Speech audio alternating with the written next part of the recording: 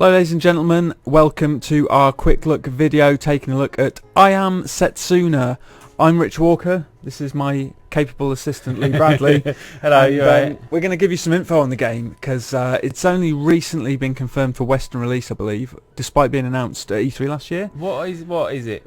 It's sort of a love letter to those classic kind of 16-bit era JRPGs that you may or may not have played all those years ago. Does look like that. That's pretty much it. And yeah, it's the Tokyo RPG Factory, and it's basically a sort of Chrono Trigger type RPG is what they're saying, because that really is their touchstone, the Chrono Trigger series.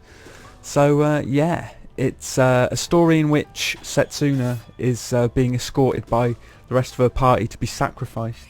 Okay. So there's quite a sad tone to it. It's quite hang on, I remember heart-rending. They live in some kind of culture that's got some kind of big monster thing, and they have to sacrifice a girl like once a year or something. That sounds about right. It's something like that, isn't it? Yeah. Okay. Absolutely. So you go off on a journey with, like, to die essentially. Yeah, she has to die. Although I suspect it won't be quite as cut and dry as that, right? Maybe if you get to the end after like 50 hours and she just dies and that's it. Yeah, and then you're like, oh, you needn't have bothered. And all your other teammates are like, oh, she was nice, wasn't she? No, yeah, what a shame. So this first part of the video is a party consisting of these three characters: Ender, Setsuna, and Athena, I think, or something like that. Alright. I should have written this down, really. Yeah, so that's the first part of the video. Then I'm going to switch out a character for another dude called Ender, which is different to Ender, which is really confusing, the names. So it's turn-based, right? Yeah, it's classic real-time battle turny-based thing. You have the RTB bar at the bottom that fills throughout the thing, so that orange bar there fills. And once they're all filled, you can do combo moves. Oh, alright. So this X strike is a combo move, and it's really badass. Okay. So that's quite cool. And then you see this kind of blue circle here with little lights flickering on it. That is your SP gauge. Right. And that fills over time as well. And you get those little white kind of flashing nodules. Yeah. And if you time your strike with a press of square, you do extra damage and stuff. Oh, alright. And while you're fighting as well, you get these random buffs and things called, what are they called? Singularities. Okay. Yeah. That little gauge as well, those moves you do are called momentum moves. Okay, so there's a little bit of skill involved. Yeah, a little bit of skill, a little bit of tactics. Like certain moves you do change the position of your character. So like the Cyclone Tech, which techs are like your spells, will kind of send you spinning. You'll sort of hit multiple enemies, but then you'll end up in a different place. So one of my guys is poisoned here, so I'm just going to give them an antidote to get into normal. That's Eterna. That's it, not Athena. Eterna. Has it got like a sexy world map? It has, but we only saw a bit at the beginning. I'm not allowed to show any of it for some reason. Even though it came out in Japan in February, still quite strict with their embargo. I think some of the sort of English language stuff hasn't been finalised yet, so if you try and talk to certain characters, they still talk Japanese and the game goes nuts, I believe. So yeah. Do you at any point get an airship or a boat? I've no idea. I would assume so, right? You have to. It's a JRPG staple, isn't it? Shall I explain some of this? Yes. Okay. You have things called Sprit Knights, which are like materia from Final Fantasy VII. Okay. Do you remember, did you play Final Fantasy VII? Yes. Right, so your Sprit Knights can be put into your slots of your talismans. Right. So you can spec your characters in whatever way you like. So yeah, there's support Sprit Knights and different ones, and they all have different kind of abilities and buffs that come with them. So yeah, there's lots of tactics and lots of different ways you can kind of spec out your characters and equip different things. So I think you feel at home if you've played Chrono Trigger or Final Fantasy VII. Do you know anything about RPG Factory? No, I've not heard of them as a developer before. I think I wrote a story about them a while back. Oh really? And I might be wrong, but I think that they were like set up specifically to make these kind of things that hark back to the kind of golden years of JRPGs. Right, well that makes sense. And there might even be a few known names among their number. Yeah. Well, I've got the name of the producer in my bump. I'm not going to know it, and I'm going to make me look stupid, Richard. Do you know what I'm going to do? Atsushi Hashimoto. He's the director of I Am Setsuna. I know him. He began his career in game development in 2004 as a planner, so I guess actually yeah, he doesn't have a sort of pedigree or a past in these games. Maybe it's just a really poorly written profile. Like, he began as a planner in 2004, but since then he's made every Final Fantasy. Yeah, exactly. Well, he was he was director on Final Fantasy Explorers, so there you go. Oh, that's that mobile-y thing, wasn't it? Yeah, that came out this year, didn't it? Rubbish.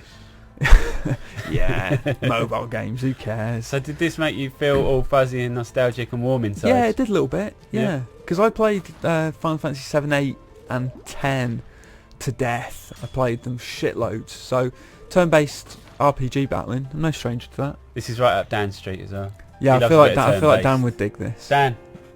Yeah? There you go, there he is. Yeah, there you go. Yeah, so each battle obviously you get XP and loads of items and stuff, and there's chests. So I've got a new tech there. Hooray. And yeah, you run around in that and it looks pretty. I like it. So is this all in the ice cavern? Yeah, so we were entirely kind of in the frost caves. Right. We're not allowed outside of it. We were just restricted to this bit. Do you think there's also a lava level and a Green Hill Zone? That's to be right. It's the rules. Yeah, it's the rules. Even Star Wars does it. Yeah, so there's loads of these little sea lion things as well that you fight. Poison puff puffs. They're kind of cute. They're cute, but they're really annoying. Oh, are they? Well, they blow this purple crap at you. Do you know poison what? you. That's just like the things out of Dark Souls. Yeah, exactly. They're like froggy fuckers. And then they blow up. Ah. Yeah. So let's see. So they poison you with purple, powdery mist, and then they explode at the end. Oh, that recharges really quick. That whatever it's called. The combo bar at the bottom, the RTB gauge thing. Yeah, it's good. So I was trying to go for the X strike, thinking, why can't I do my X strike? Apparently my MP was too low on one of my characters. That one there, who's 38 is yellow, I guess. Yeah, so you can still see me getting to grips with this a little bit. Like, yeah, I had like a Square Enix person trying to take me through. So that singularity just dropped. That was totally a random little buff that dropped in. Okay. Because I did something good, I guess. So those are quite cool. Okay. I guess, yeah. I hate playing games with developers or PR people standing on your shoulder. See, I didn't mind it because it was helpful. I'd have been kind of a bit kind of lost without some guidance. Oh. Well, I wouldn't. I'd have just kind of blagged my way Stumbled through. But I wouldn't have like known any of the mechanics or anything. I don't know what all these things, these items I'm picking up do. So yeah, it's me fiddling with the inventories. So you can swap people out in your party. Okay. So yeah, we swap in. I think we. Oh yeah, I see what you mean now. Endir and Nidir. Endir and Nidir. So yeah. Annoying. What's the Snow Chronicles thing? It's like the story so far? I think that's like your, you know, you sort of collect little bits of the story. Right. Like for, you know, future reference, that kind of thing. Okay. So we swap this guy in now, and I must point out that he's massively overpowered for this demo. Okay, good. So I basically rinse everything in my way for the rest of this demo now. Because he's badass. Did they say at what stage of the game this is at all? Is it near the start, middle, what? It's a bit later on, so that's why I'm like level 15, 16, 17, whatever. Right. Yeah, so it's not really near the start. It's kind of, I don't know, close to the start, but not near the end. Does that make sense? You mean it's in... It's sort of middly bit. Alright then, mate. Sort of middly. It makes total sense, right? Fair dues. That glowy thing is a save point, if you're wondering. Oh, right. I was wondering. Yeah. Look at these cool moves. It's a blow beat. So lots of really big kind of techs that hit multiple enemies. Really powerful. Obviously, I'm not managing my MP at all there. So yeah, should be chucking him an ether really. Every battle that you get in, they drop all kinds of stuff, don't they? It's a lot of drops. Yeah, constant. A lot of stuff to fiddle with. So here we go. I'll give my dude an ether. There you go. So he's back to max MP. Heal them with a potion. There you go, Setsuna. You're gonna die anyway, but whatever. Has it got to keep you alive? Alright, so I can't hear it because we haven't got the sound on here as we're recording this, but I've got several very important questions. Go on. Has it got jaunty exploring music? No, it's got really nice piano music. Oh, nice. Yeah, right. they've gone to town in like kind of referencing that old school RPG style. So the music's kind of nice, tinkly piano. That's you know good. what I mean? Yeah, yeah. It's kind of got a magical quality to it. And is there a victory fanfare? No. Oh, what? No, I don't think there is. Oh, no. I'm disappointed. That's Final Fantasy's jam though, right? Yeah, true, but still. So Lee, this is the boss. This is the primeval tortoise. Okay. And yeah, he's not actually that badass, but I think that's because I'm overpowered. So there's a bit of chat here. Just standing there. It's very gentlemanly and sporting. You might attack us while we're talking. It's quite a wide cave. You could probably just walk around it. Well, exactly right, but no, that's not how we roll.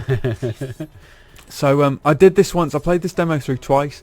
So I killed this guy quite easily. He's quite vulnerable to lightning spells. Okay. So I know this now. So I'm just smacking him with shock and all that kind of stuff, and he'll be dead pretty soon. And obviously, because Nadir as well. Did you beat him first time? First time? Yeah, I did. Yeah. Did you? Right. Yeah. I didn't really struggle that much. I think Setsuna was very nearly dead. Right. But hey, blow beat. See, look, you mean, yeah. Over-leveled, overpowered. This fight wouldn't be that easy in the full game because the progression, unless you went away and did some grinding, otherwise, yeah, you'd struggle, I guess. I wonder if you need an item to see the dude's power bar, because you can't, health bar. Yeah. Because in the early Final Fantasies, yeah, I think you had to get the item first. You had to have a certain materia and then cast the spell. Yeah. Yeah, but it's a waste of a turn, so I was reluctant to use it. I know what you mean. You know what I mean? Yeah.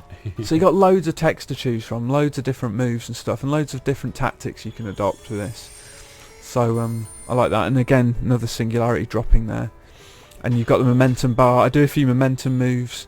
So like I say, that's attack, and then there's a light that pops above the head. If you press square, bang on time, you do extra damage. Okay. And you can sometimes kind of inflict some status effects on enemies too. So they never work on bosses though, right? Sometimes they do. They work on this guy. Yeah? Yeah, I mean, you can see he's kind of glowing a funny colour. So that's some status effects. And he's got like dizziness and some sort of discombobulation on his head. He's got a fucked up mouth as well. Yeah, exactly right. He's got some weird kind of... it's like a sort of weird coral type thing that you see in the sea. You wouldn't want to kiss him, would you? No, you wouldn't. No. He'd kind of suck your whole face off. It's nasty. So when I battled him the first time as well, he kind of turtled up in his little shell. Oh really? Alright. And then you got to use a storm again. So that was a momentum move. That was an actual kill. That inflicted loads of status effects and then just killed him outright. Nice work. So there you go. That was it. Killed him. But yeah, he can turtle up, but you can kind of get him out of his shell with the lightning spell. And that's it. That's I Am Setsuna. Kind of in a nutshell. So we exit this door and you go back to the world map, but I have to cut it off there because you're not allowed to see the world map, Lee. You're not allowed to see it. But it's a lovely snowy world outside. Apparently a lot of the game is set in a kind of snowy environment. Is it? Alright. Yeah. So that was I Am Setsuna. That's coming out later this year, I think, for PS4 and PC. So thanks for watching. Don't forget to comment, like and subscribe. Bye. Cheers. Bye.